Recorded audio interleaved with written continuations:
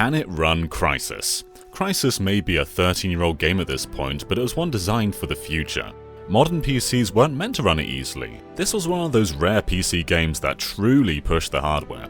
I was only 12 years old when this game came out, and I was building my own PC just to play it. I was slowly accumulating parts for birthdays and Christmases with the sole hope of building something that could run Crysis. And when I finally did, it didn't run great. What I put together barely ran it at 20 frames per second, had to lower all the settings, but still, I was blown away by how it looked. People would spend thousands of dollars building the highest rig PC possible in the simple hope of maxing out Crysis. And even in 2020, running on the highest settings at 4K is no small feat. This is in part due to how the game was optimized. They bet on CPU cores getting more powerful rather than simply adding more of them, and so part of the reason it's still a struggle to run Crysis in its vanilla form is the majority performance strain is held on by a single CPU core.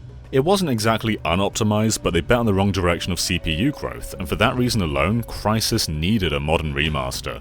They did port Crysis to PlayStation 3 and Xbox 360 a few years later, but this was surely not the same beast. Yeah, the level design and gameplay were mostly intact, but everything was restructured in the updated, console-friendly CryEngine 3, and cutbacks were everywhere, and even then, it did not perform well.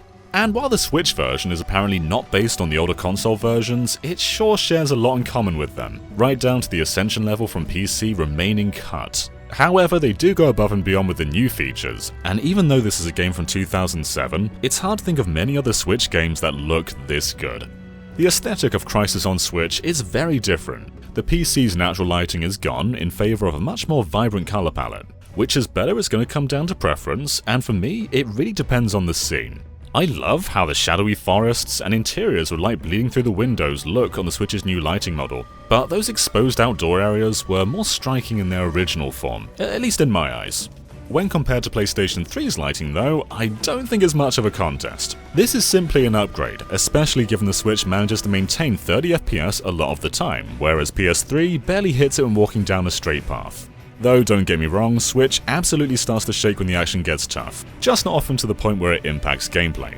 Seeing all of this run on something as small as a Switch Lite is simply remarkable, and throughout my entire playthrough I never took it for granted. It's obviously not a flawless conversion, that's probably not even possible. There are cutbacks from its original PC form, but this is a damn fine way to play Crysis. But I've become part of the problem. Whenever people talk about Crysis, they tend to just talk about the visuals, and yeah, the visuals and how it pushed PC hardware is an important part of Crysis's legacy, but it's so much more than that.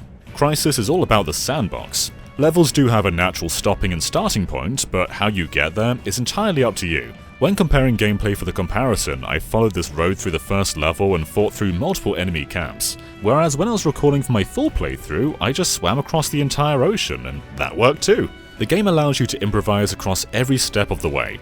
There's a chapter where you're racing down a river on a speedboat while a chopper shoots at you from above, and in most games you'd start over if the boat blows up. But in Crysis, you can jump out at the last moment, make your way onto land, and then hide from the fire on foot in the nearby trees, or on the road.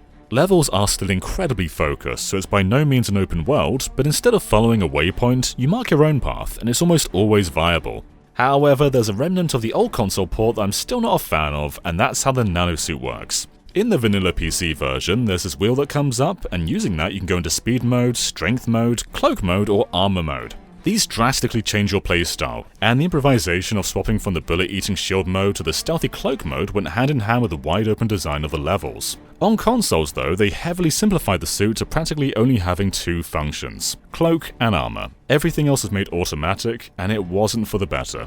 Like on PC, you can manually go into speed mode and walk really fast. But on console, speed mode only activates when you're sprinting, so not only can you not walk fast, but you also can't run slowly. You either walk very slow or run very fast. There's a lot of movement options just missing, and that's a detrimental downgrade. The selection wheel wasn't exactly unfriendly for consoles, so I'm really disappointed and confused why it was axed in the first place, and why this system returned. Within these limitations, you can still pull off some cool stuff, but it's never quite as satisfying. And emphasizing the suit would have really helped because the gunplay isn't exactly world class. The core systems haven't been updated at all, so gunplay feels exactly the same as it did in 2007. Likewise, the vehicles are a bit sloppy, especially when compared to contemporaries like Halo. But the level design has always been what holds Crysis up, and it still does. I just wish the suit had that versatile feeling again. I really can't think why they continue the simplified version. It's not better. And as the game enters its final act, it starts to introduce aliens, and the quality then starts to slowly drop. Like, it's really fun to pick up a chicken and throw it at a Korean and they just die somehow.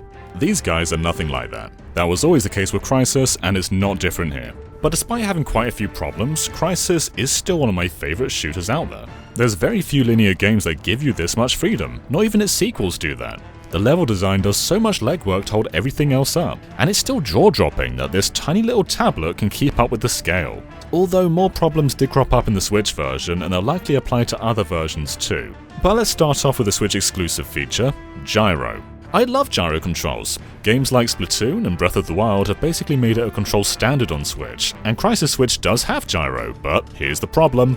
It's real bad. The sensitivity is so low that slowly moving the controller doesn't do anything. There are no motion sensitivity options, so no matter how high you crank this setting up, it's always going to be this slow and clunky. I had to turn it off. This is so bad and made me play worse.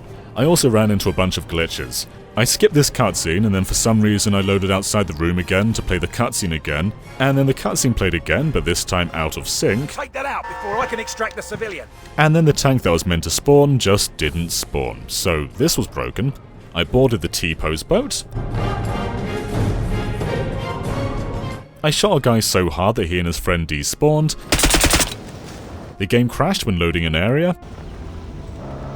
Nomad, JSOC indicate.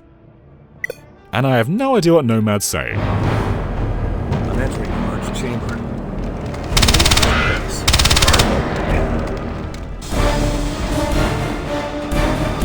Alright, she didn't say anything. I'm not going mad here, am I?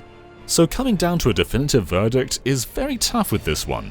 Yeah, it's amazing the Switch runs Crysis this well, but it's also rather unpolished, it's still missing a level, and the suit remains a step back from the original PC version. Not to mention the gyro is really bad. But that said, I still had a lot of fun, and the wide linear design is something I wish more shooters would try. I'm mixed with this one, and take that word at face value. Don't equate it to a number, I'm just mixed. This is a spectacularly designed game that can still look absolutely stunning, and while the gameplay is certainly fun, it has been better before. They could have done more to tighten up the shooting mechanics and feeling of feedback. They could have done better with the gyro controls, and I'm not against the gun that despawns enemies, that sounds awesome, but if that kind of gun is going to exist, it should probably be on purpose.